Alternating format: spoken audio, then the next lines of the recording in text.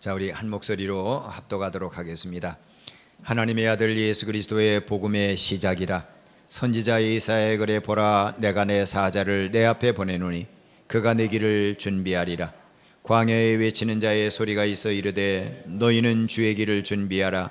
그의 오실 길을 곧게 하라. 기록된 것과 같이 세례 요한이 광야에 이르러 주의 사함을 받게 하는 회개의 세례를 전파하니 온 유대 지방과 예루살렘 사람이 다 나아가 자기 죄를 잡아가고 요단강에서 그에게 세례를 받더라. 요한은 낙타털 옷을 입고 허리에 가죽띠를 띠고 메뚜기와 석청을 먹더라. 그가 전파에 이르되 나보다 능력 많으신 이가 내 뒤에 오시나니 나는 굽혀 그의 신발끈을 풀기도 감당하지 못하겠노라.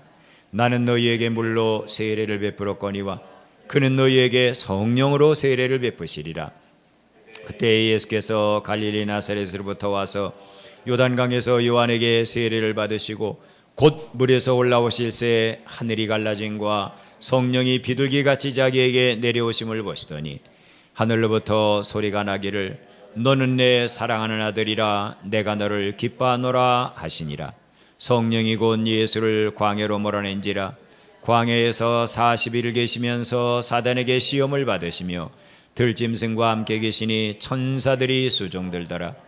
요한이 잡힌 후 예수께서 갈릴리에 오셔서 하나님의 복음을 전파하여 이르시되 때가 찼고 하나님 나라가 가까웠으니 회개하고 복음을 믿으라 하시더라. 아멘. 아멘. 오늘을 살아가는 현대인들이 끊임없이 갈구하며 원하는 게 있죠.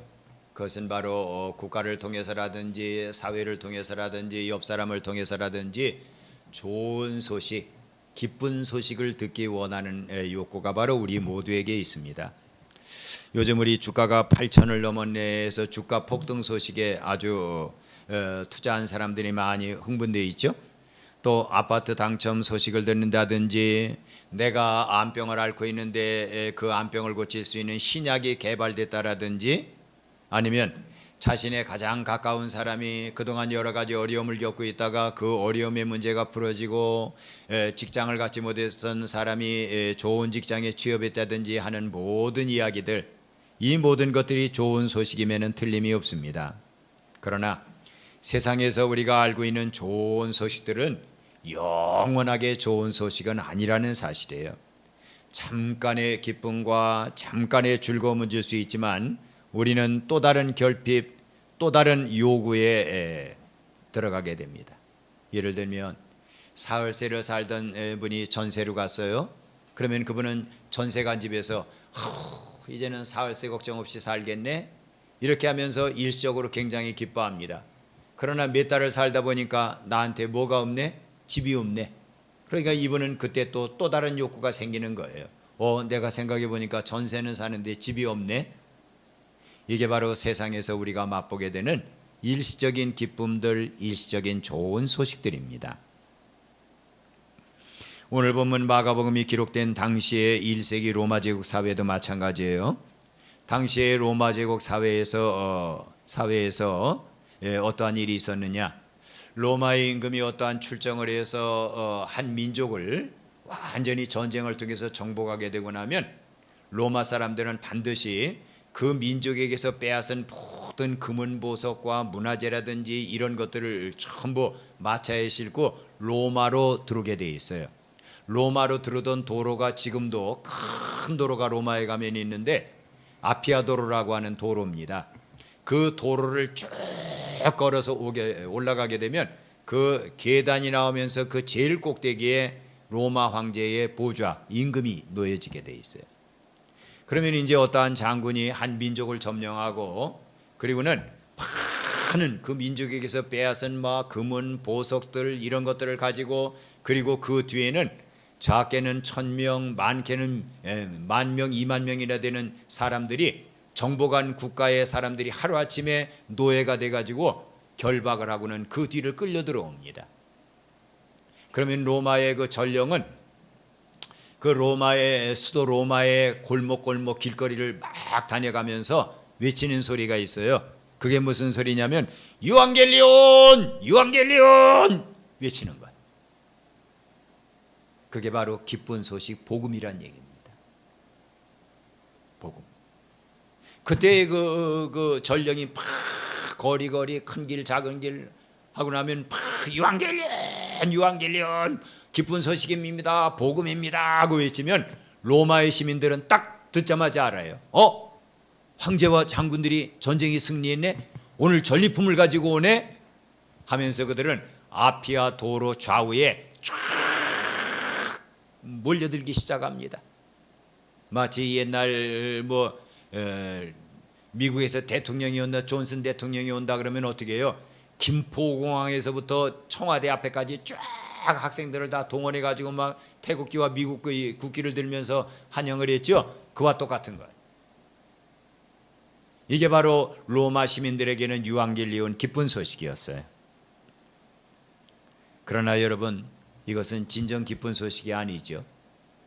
로마 왕제와 로마의 장군들에게 그리고 로마 시민들에게는 그 전리품을 나눠주니까 기쁜 소식인지 모르지만 정복당한 피압방민, 거기에 노예로 끌려오는 사람들에게 유앙겔리온이 그 전령이 외치는 소리가 복음이겠습니까? 그건 아니잖아요. 그런데 오늘 마가는 본문 말씀을 통해 예수 그리스도의 오심을 이렇게 이야기하고 있습니다. 다 같이 고백합니다. 하나님의 아들 예수 그리스도의 복음의 시작이라. 마가는 이 세상의 권력자나 물질이 복음이 아니라고 말합니다. 로마 왕제가 전쟁에 승리해서 들어오는 그리고 아피아 도로에서 백성들이 환영하는 게 복음이 아니라고 말해요.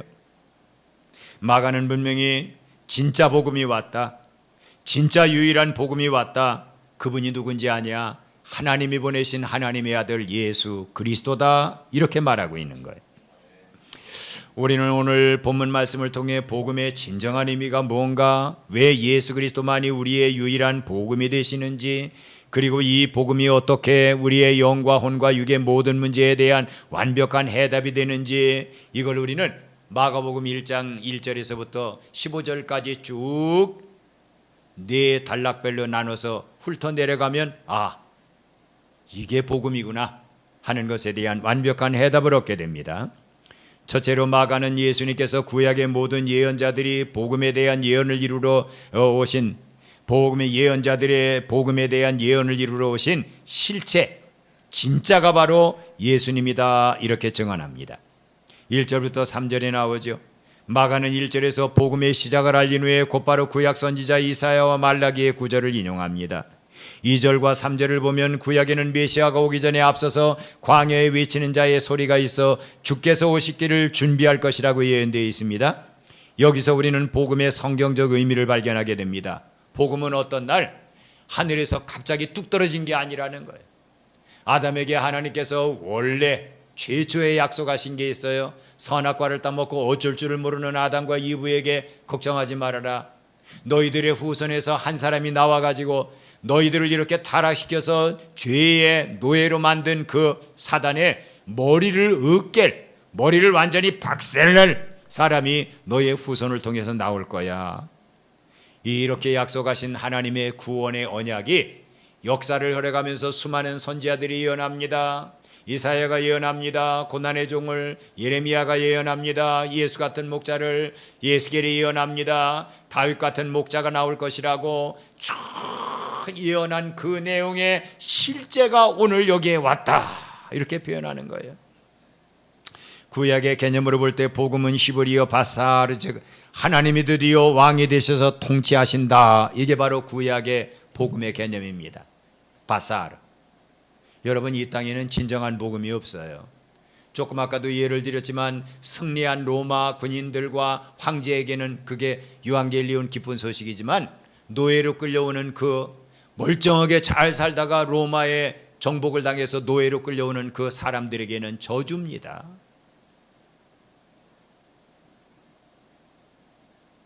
여러분, 이 세상에 어디에 복음이 있죠? 젊은 남녀가 만나서 결혼식을 하는 날 밝게 웃어가면서 신랑 입장, 신부 입장에 가면서 막 들어갑니다. 그리고는 그날이 그들에게 있어서 가장 기쁜 날, 복음의 날처럼 여겨집니다. 그러나 신혼여행 가서 뭘 먹을까를 가지고 싸우고 있습니다. 영원한 복음이 있을까요? 그러면 어떻게 하면 영원한 복음이 오죠? 그것은 바로 피조물과 피조물끼리, 사람과 사람끼리는 영원한 복음이 없다는 거예요.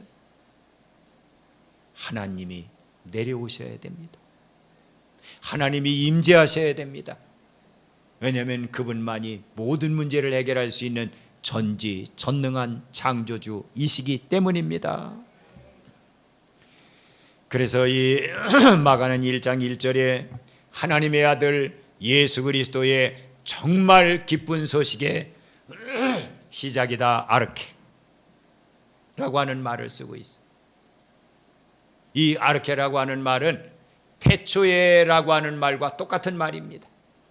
이게 무슨 내용이냐?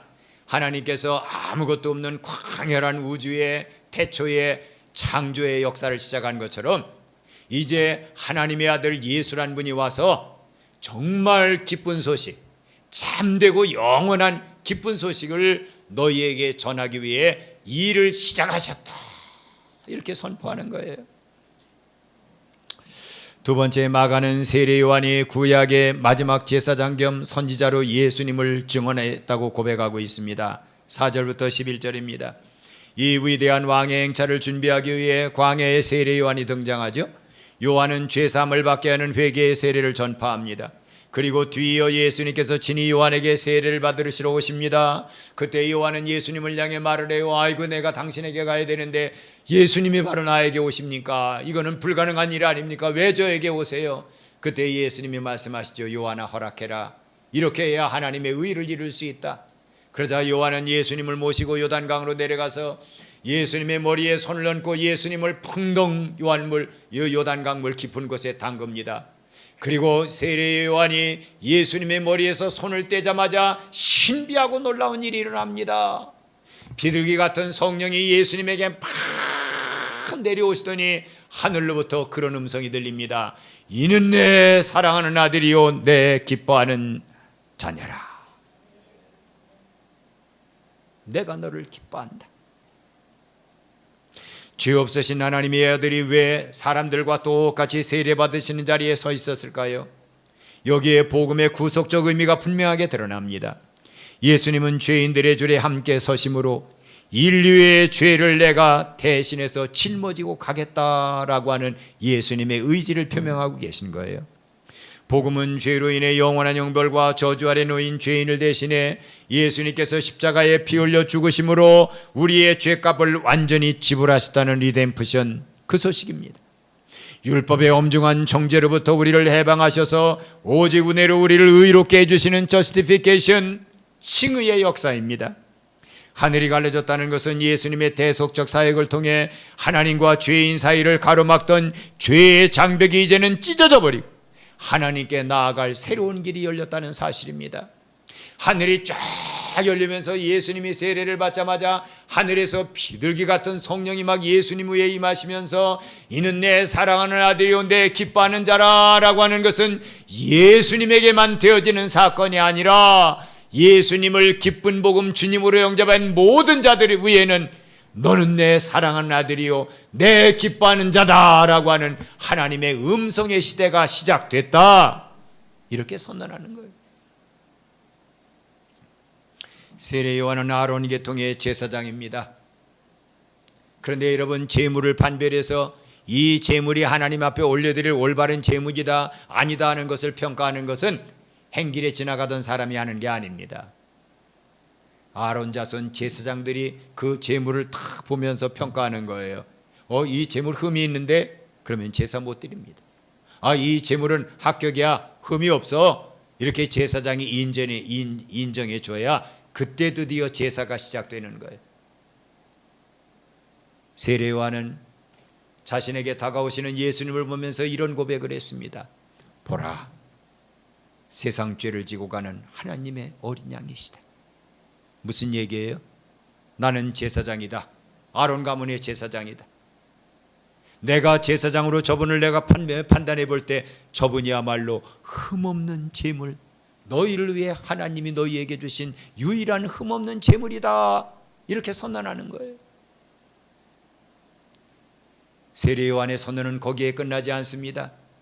나는 여러분에게 물로 세례를 줄 수밖에 없습니다.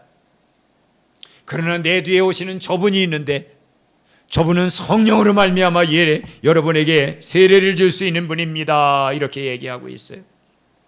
율법의 시대가 끝나고 성령의 도래와 함께 은혜의 복음의 시대가 드디어 저분을 통해서 여러분에게 시작됐습니다 하는 선언을 하는 거예요. 세례 요한은 로마의 승전보를 알리는 전령과 같이 온 세상 사람들에게 죄인들의 모든 문제를 해결해 주시러 예수님께서 이 땅에 복음으로 오셨다고 이렇게 외치고 있는 겁니다. 예수 그리스도 유앙겔리온, 예수 그리스도 유앙겔리온. 예수님이 복음입니다, 예수님이 복음입니다, 예수님이 복음입니다. 이렇게 지금 세례 요한은 외치고 있는 겁니다. 세 번째, 마가는 복음으로 오신 예수님의 하실 일을 자세히 예언하고 있습니다. 12절과 13절에 나옵니다. 세례를 받으신 직후 성령님은 예수님을 광야로 몰아내시죠. 그리고 예수님은 광야에서 사단이 시험하는 세 가지의 시험을 말씀으로 승리하십니다. 돌들로 떡을 만들어라고 할 때 예수님은 신명기의 말씀을 통해 사람은 떡으로 사는 게 아니다, 사람의 육신은 짐승과 같이 떡으로 살지 모르지만 사람의 혼과 영은 오직 하나님의 말씀으로 살아야 된다. 그리고 사단을 물리칩니다. 사단이 성전 꼭대기에 예수님을 모시고 올라가서 뛰어내려라, 성경에 이렇게 기록되어 있더라, 사자들이 너를 위해 네 발이 돌에 부딪히지 않게 지켜준다고 성경에 써 있으니까 한번 뛰어내려봐 할 때 예수님 뭐라고 얘기하십니까? 주 너희 하나님을 시험하지 말라고 물리치십니다.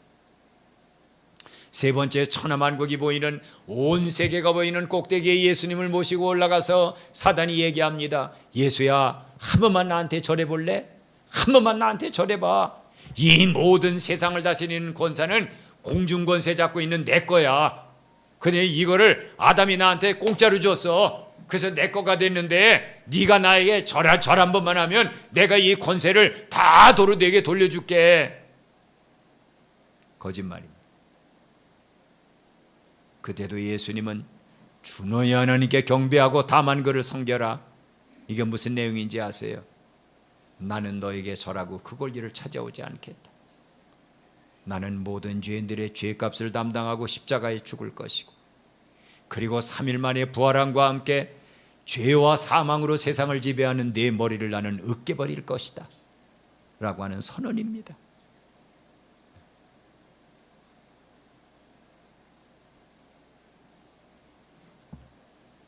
그런데 오늘 본문에는 이렇게 기록해 놓고 있어요. 들짐승들이 예수님과 함께 있었고 천사들이 수종들었다고 합니다. 첫사람 아담은 모든 것이 완벽하게 갖추어진 에덴 동산에서 사단에게 모든 권리를 내주고 쫓겨났습니다. 그 결과 인류는 사단의 사슬인 죄와 사망을 몸에 두르고 사단에게 종노릇하면서 죄와 사목에 갇혀 살게 된 거예요. 그러나 마지막 아담으로 이 땅에 오신 예수 그리스도는 가장 척박하고 메마르고 먹을 것도 없는 들짐승만이 우글거리는 그 광야에서, 거기는 에덴 동산이 아닙니다. 그런 광야, 배고픈 광야에서 사탄의 모든 시험과 유혹을 말씀과 성령으로 완전히 쳐부수고 승리하셨습니다. 오늘 본문에서 들짐승과 함께 평화를 이루는 모습은 이사야 선지자가 이사야 11장에서 예언했던 모든 짐승들, 사자가 소처럼 짚을 먹고 어린아이가 뱀의 그 소굴에 손을 넣고 흔들어도 뱀이 물지 않는 그 나라가 드디어 예수님을 통해 왔다라고 하는 것을 선언하는 겁니다. 곧 깨어진 피조 세계와 인간의 완전한 회복을 미리 보여주는 거예요. 창조주 하나님과 타락한 죄인인 인간과의 관계, 저주받은 모든 만물이 예수님 안에서 완전히 회복되었다는 선언입니다. 그러기에 사단의 머리를 으깨신 예수 그리스도 앞에 천사가 내려와서 수종 들고 경배하고 있는 거예요. 광야에서 예수님께서 사단의 시험을 말씀으로 물리치신 사건은 단순한 한 사람 예수님의 승리가 아닙니다. 여자의 우선이 뱀의 머리를 으깰 것이라고 하는 하나님께서 언약하신 원복음의 성취를 보여주는 첫 번째 사건입니다. 이처럼 복음은 죄와 사망과 어둠의 주관자인 사단의 권세를 꺾어버리는 강력한 영적 승리의 선포입니다.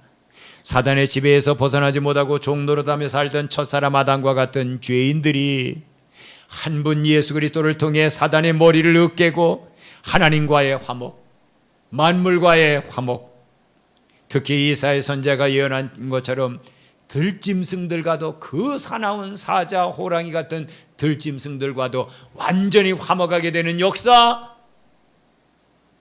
그 역사를 주로 예수님이 이 땅에 오셨다라고 하는 거예요. 넷째로 마가는 예수님만이 유일한 복음이라고 분명하게 증언하고 있습니다. 요한이 감옥에 들어간 후에 예수님께서는 갈릴리에 오셔서 하나님의 복음을 전파하십니다. 15절에 보면 이렇게 기록되어 있습니다. 다 같이 우리 고백합니다. 때가 찼고 하나님의 나라가 가까이 왔으니 회개하고 복음을 믿으라 하시더라. 예수님이 전파하신 복음의 핵심은 하나님 나라입니다. 그런데 여기서 가장 중요한 신학적 진리가 들어있어요. 그것은 바로 다 같이 고백합니다. 예수님이 곧 복음이고 예수님 안에 하나님 나라가 있다. 예수님이 복음이라는 거예요. 그리고 예수님 안에 하나님의 나라가 있다는 겁니다. 이게 무슨 내용이냐?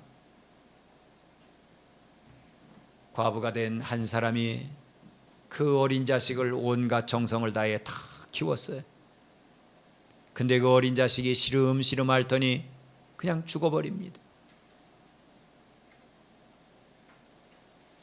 이 가난한 과부는 어린 자식을 묻을 나사로의 가정같이 부유한 가정이 갖고 있는 돌무덤 하나 없습니다. 그는 나인성 산비탈에 있는 공동묘지로 아들을 장례 지내러 올라갑니다. 그 아들은 육신이 죽었고 이 어머니는 영혼이 죽었습니다. 아마 이 나인성 과부는 그런 생각을 했는지도 몰라요. 아, 우리 집안은 하나님에게 저주받은 집안이구나. 남편이 일찍 세상을 떠나더니 유일한 희망 아들까지도 죽다니, 내가 남편과 자식을 보내고 인생을 살 의미가 어디 있나 하고 아마 그 가난한 과부는 아들, 죽어있는 아들 시체 뒤를 따라가면서 어쩌면 아들을 장례 치른 후에 자신도 최후를 결심했는지도 모릅니다. 흘러내려오는 건 눈물밖에 없어요. 그리고 그 아들 시신의 뒤를 쫓아 올라갑니다. 그때 다정한 손길 하나가 그 과부의 어깨를 만집니다. 그리고 이렇게 말씀하십니다. 굿나잇, 여인아 울지 말아라.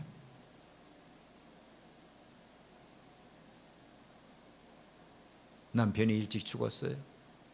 자녀가 오늘 또 죽었어요. 어떻게 울지 않습니까, 여러분? 어떻게 울지 않아요? 울지 말아라.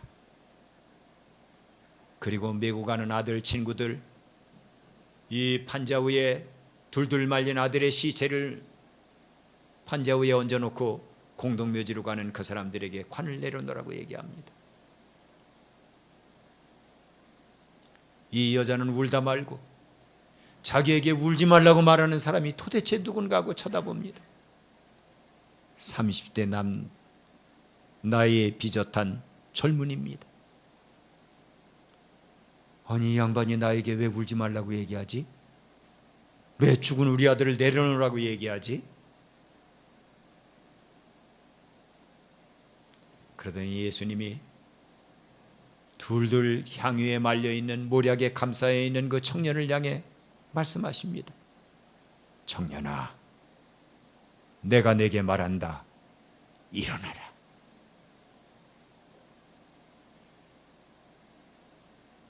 그 말이 떨어지자마자 그 널판 대기 위에 누워있던 자기 아들이 벌떡 일어납니다.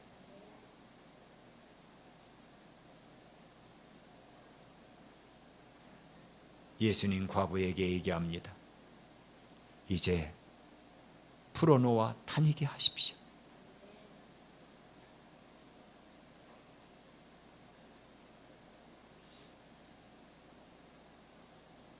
이게 복음입니다. 예수님만이 복음입니다. 예수님은 단순히 구원의 길이나 천국 가는 방법을 가르치러 오신 라바이 선생이 아닙니다. 프로페테스 예언자도 아닙니다. 그분 자신이 구원의 근본이시며 그분 자체가 하나님의 나라입니다. 예수님이 계신 그곳에 하나님 나라가 현실로 와서 느껴집니다. 예수님이라는 인격 안에 구원의 모든 축복이 담겨 있기에 마가는 담대하게 예수 그리스도가 복음이다 이렇게 외치는 거예요. 왜 예수 그리스도가 유일한 복음입니까? 왜 우리에게는 예수 외에 다른 복음이 필요 없습니까? 그것은 예수 그리스도 안에 있는 십자가와 하나님 나라의 복음만이 꼬이고 깨어진 인간의 영과 혼과 육의 모든 문제에 대한 완벽한 해답이 되기 때문입니다. 첫째로 복음이신 예수님은 우리의 영의 완전한 해답입니다. 인간의 영은 죄로 인해 하나님과 단절되어 영적으로 죽어 있습니다. 그 어떠한 철학으로도 어떠한 도덕으로도 어떠한 종교나 선행으로도 죽을 영혼을 살릴 수 있는 방법은 없습니다. 오직 예수 그리스도의 대속적 십자가 사건과 부활의 복음만이 우리 죄를 도말하고 우리 영을 다시 살려서 하나님을 우리가 이렇게 부르도록 만들어 놓습니다. 아바, 아버지. 아담은 하나님을 그렇게 부르지 못했어요. 하나님이 에덴 동산에 저녁 때 오시자마자 아담과 이브는 막 마치 꿩이 사냥꾼이 막 도착해서 총을 들고 오면 어떻게 해요? 그냥 그 웅덩이는 남긴 채 머리를 갖다 콱 숲에다가 박는 것처럼 아담과 이브는 하나님이 무서워서 도망갔습니다. 그리고 무화과 나무 아래에 기어 들어가서 무화과 잎으로 자기들의 부끄러움을 가린 채 벌벌 떨었어요. 어떻게 여러분 하나님을 아버지라고 부르죠? 의인으로 산 노아도 하나님을 아버지라고 부르지 못했습니다.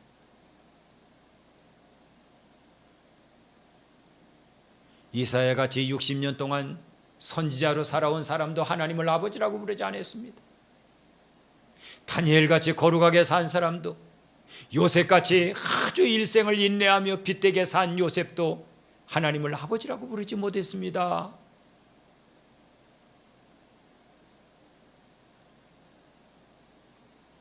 죄인이 하나님을 아버지로 부르기 위해서는 죄인과 하나님 사이를 가로막고 있는 죄의 장벽이 헐려나가야 됩니다. 예수님은 예수님의 몸으로 그 장벽을 헐어버리셨습니다.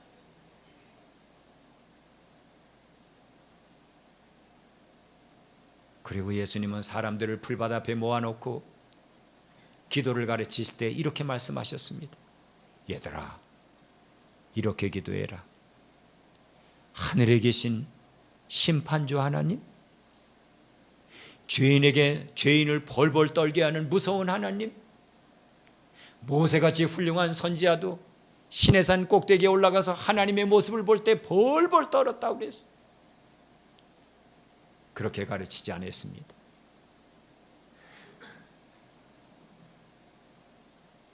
오 파테르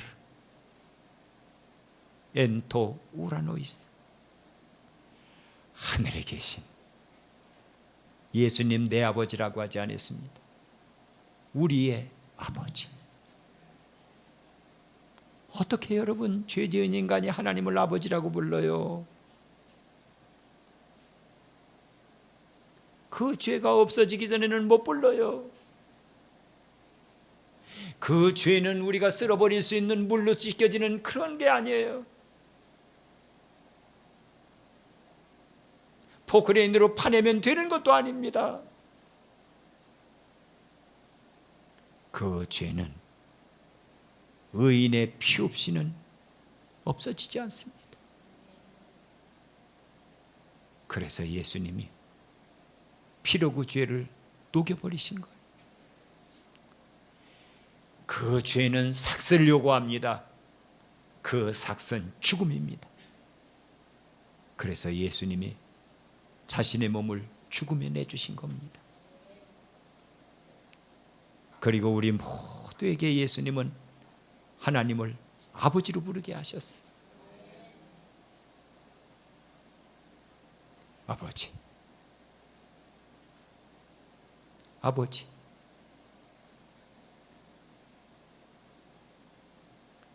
상처받은 영혼도 나와서 엎드려 아버지하고 부를 때 하나님은 외면하지 않으십니다. 아무리 죄의 때가 무겁게 그를 둘러싸고 있어 세리와 같이 회개하려는 마음 하나 가지고 아버지 용서받고 싶어야 하는 그 말 한마디에 하나님은 성령을 통해 우리의 죄를 깨끗하게 씻어주시는 분입니다. 복음이신 예수님은 우리 혼의 완전한 해답이 되십니다. 현대인들은 마음의 병을 앓고 있습니다. 불안합니다. 우울합니다. 비교의식 가운데 절망합니다. 고독합니다. 슈바이처는 그렇게 이야기했어요. 사람들은 우글우글거리는 사람들의 틈바구니 안에 있다. 그런데 그들 모두는 고독에서 죽어가고 있다 그랬어요. 고독해서 죽어가고 있다. 죄책감에 사로잡혀 있습니다. 상처의 얼룩을 갖고 살아갑니다. 핸드폰 중독, 게임 중독, 친구 중독, 쾌락 중독, 음란 중독, 이러한 정신적인 고통 속에 주저앉아 있습니다. 어떤 심리학자가, 어떤 상담학자가, 어떤 정신과 의사가 이들을 여기에서부터 건져내 줄 수 있단 말입니까? 그들은 상담을 할 수 있고 약은 처방해 줄 수 있지만 그 무서운 저주의 사슬을 끊어주지는 못합니다.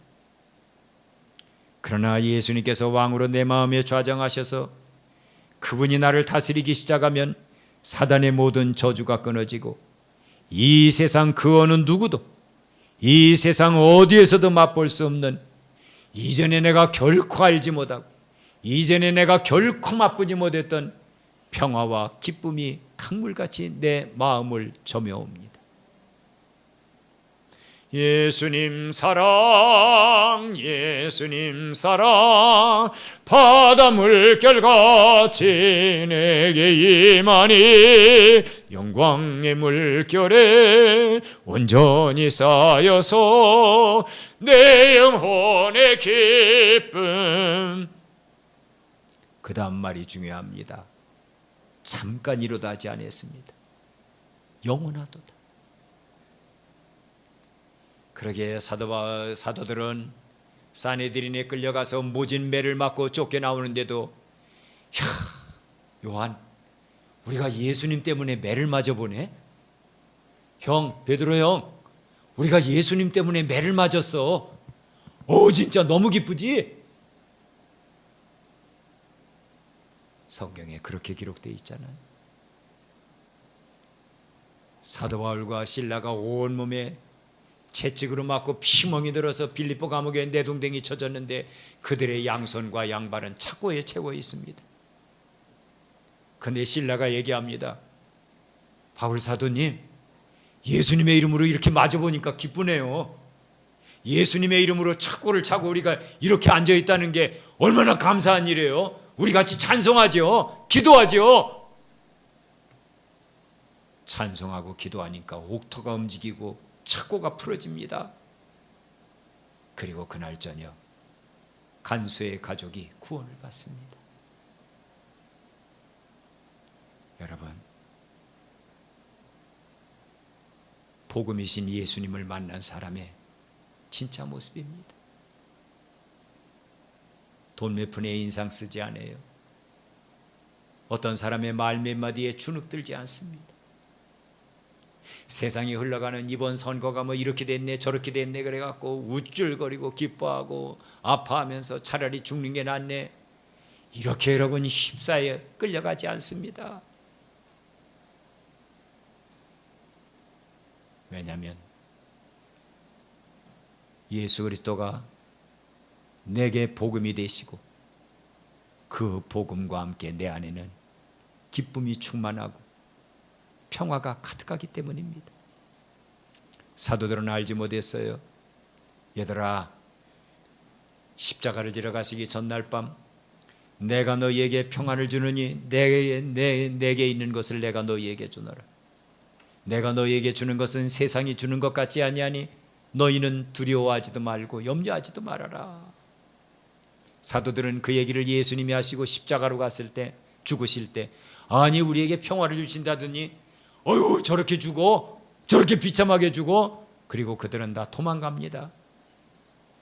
그러나 3일 뒤에 예수님이 살아나신 그 모습을 보는 순간 그들은 이제 다시 뺏길 수 없는 평화, 다시는 놓치지 않는 기쁨으로 충만한 일생을 살지 않았습니까?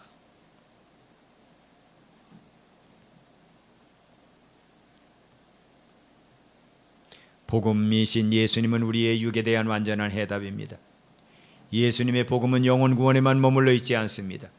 죄로 인해 질병과 고통, 가난과 죽음의 지배를 받는 우리의 육체의 삶의 자리, 그리고 깨어진 물질 세계에까지 복음이신 예수님은 실제적인 해답이 됩니다. 주님은 이 땅에 계실 때 육체의 질병을 고쳐주심으로, 배고픈 사람들에게 오병이어의 기적을 행하심으로, 절망의 눈물을 흘리는 나인성과 그의 아들을 살려주심으로, 앞을 보지 못하는 맹인들의 눈을 열어주심으로 그들이 안고 살아가는 모든 문제에 대한 완벽한 해답이 되어 주셨습니다. 이런 복음으로 오신 예수님께서 내 삶과 우리의 가정의 삶과 나라와 민족의 삶에서 능력을 발휘하기 위해 우리에게 꼭 필요한 것 2가지가 있습니다. 예수님이 하신 말씀이에요. 다 같이 고백합니다. 회개하고 복음을 믿어라. 내가 네 영과 혼과 육에, 내 삶과 내 가정의 모든 문제에 대한 완벽한 해답을 갖고 복음으로 왔다는 거예요. 그러나 내가 내 가정에서, 내 삶에서, 내 마음에서 이러한 능력을 행하기 위해서는 딱 2가지가 내게 있어야 된다. 하나는 죄 짓고 살아온 삶에 대한 회개가 있어야 되고, 또 하나는 예수님은 내 삶의 완전한 해답입니다 하는 것에 대한 믿음이 있어야 된다는 사실입니다. 사랑하는 여러분, 다른 복음은 없습니다. 사도 바울은 고린도 교인들에게 만일 누가 가서 우리가 전파하지 아니한 다른 예수를 전파하거나, 혹은 너희가 받지 아니한 다른 영을 받게 하거나, 혹은 너희가 받지 아니한 다른 복음을 받게 할 때는 너희가 잘 용납하는구나. 바울은 고린도 교인들을 순결한 처녀로 예수님에게 중매하는 중매쟁이가 되고 싶었어요. 그런데 고린도 교회에는 유대의 율법 교사들이 내려와서 교회를 4조각으로 나눠놓고 말았습니다. 나는 바울파, 아볼로파, 게바파, 그리스도파. 내가 개척한 교회가 4조각 났어요. 그 쓰디쓴 아픔을 가지고 사도 바울이 권면하고 있습니다. 고린도 교회 교인들아, 왜 다른 영을 따라가니? 왜 다른 복음을 따라가니? 왜 다른 예수를 따라가니? 당시 고린도 교회에 침투한 거짓 교사들은 십자가의 고난과 낮아짐을 부인하고 이적과 기사, 번영과 물질적 축복만을 강조하는 성경에 예언하지 않은 다른 예수를 전했습니다. 또한 그들은 거룩함과 진리가 아닌 인간의 탐욕을 부추기고 신비적인 황홀경에 빠지게 만드는 다른 영을 받게 했습니다. 결과적으로 오직 은혜와 오직 믿음으로만 구원을 얻는다는 십자가 복음 외에 인간의 공로나 조건을 추가시킴으로 말미암아 다른 복음으로 고린도 교인들을 엉뚱한 영적인 유혹의 길로 끌고 갔습니다. 신학자 잔 스타트는 그렇게 오늘 본문을 해석했어요. 거짓 교사들은 예수를 완전히 부인하지 않는다. 다만 예수만으로는 부족하니 여기에다 무언가를 더 보완해야 된다고 주장한다. 이것이 바로 다른 복음의 본질이며 십자가의 충족성을 못 오가는 행위다. 이렇게 해석을 했습니다. 칼 발트는 오늘 본문을 이렇게 해석했어요. 예수 그리스도 외에 다른 중보자를 두거나 인간의 종교적인 열심을 복음에 섞으려는 모든 시도는 복음 자체의 파멸을 가져온다 그랬습니다. 사랑하는 여러분, 오늘 우리 주변에 얼마나 많은 다른 예수, 다른 영, 다른 복음을 판을 치고 있습니까? 예수를 믿되 세상에서 성공하고 부자가 돼야만 복음을 받은 것이라는 번영신학, 이게 다른 예수입니다. 그리스도의 십자가 외에 나의 행위와 종교적 치장을 보태야 된다고 그래가면서 성도들을 안심하게 가르친다고 하는 것, 율법주의적인 다른 복음입니다.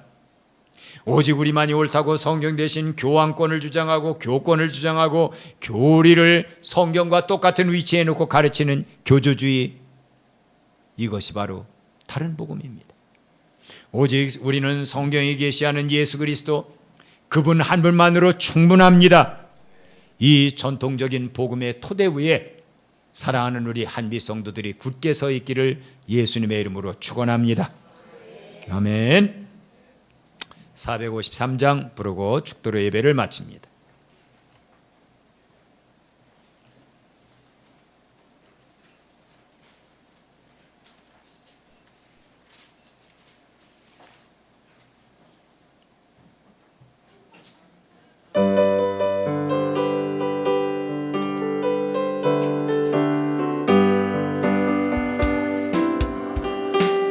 크고도 넓은 은혜와 대속해 주신 사랑을 간절히 알기 원하네. 내 평생의 소원, 내 평생의 소원, 대속해 주신 사랑을 간절히 알기 원하네. 성령이 스승되셔서 진리를 지시고 거룩한 뜻을 깨달아 예수님 알게 하소서. 내 평생의 소원, 내 평생의 소원, 대속해 주신 사랑을 간절히 알기 원하네. 성령의 감화 받아서 하나님 말씀 배우니 그 말씀 온전히 내 맘에 교훈되도다. 내 평생의 소원, 내 평생의 소원, 대속해 주신 사랑을 간절히 알기 원하네. 예수사 계신 보좌네 영광에 눌려 있도다. 평화의 왕이 오시니 그 나라 왕성하도다. 내 평생의 소원, 내 평생의 소원, 대속해 주신 사랑을 간절히 알길 원하네. 기도합니다.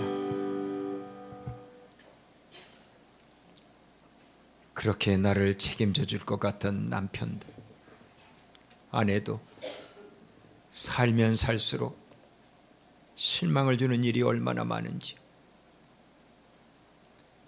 나를 낳은 내 부모님도 바라보면 바라볼수록 안타깝고 실망을 줄 때가 얼마나 많은지, 내 몸으로 내가 낳은 내 자식도 나이를 먹고 키워가면서 얼마나 많은 실망감을 안겨주는지, 어디로 가야 됩니까? 누구를 만나야 됩니까? 이러한 아픔을 갖고 있는 우리에게 내게로 와라. 내가 너를 쉬게 해주마. 그렇게 자격 없는 우리를 하나님을 아버지로 부를 수 있는 자리로 끌어올려 주신 오직 한 분 예수 그리스도의 은혜와 자격 없는 우리를 아들을 죽여서라도, 아들의 피를 다 쏟아서라도 내가 너희를 찾아와야 되겠노라고 우리를 품으신 하나님의 넘치는 사랑과 오늘도 우리에게 얘야, 너 복음이신 예수님을 만났니? 너 복음이신 예수님을 마음에 모시고 있니? 너 복음이신 예수님의 뒷길을 따라가고 있니? 우리에게 이렇게 묻고 계신 성령 하나님의 교통감화하심이 복음, 영원한 기쁜 소식 요한겔리온인 예수 그리스도, 우리 주님의 뒷길을 내가 따라가겠습니다 결단하는 우리 모두 위에 유한겔리온 복음의 나팔을 듣고 새롭게 되어야 될 귀한 영혼들 위에 이제로부터 영원토록 함께 계실지어다.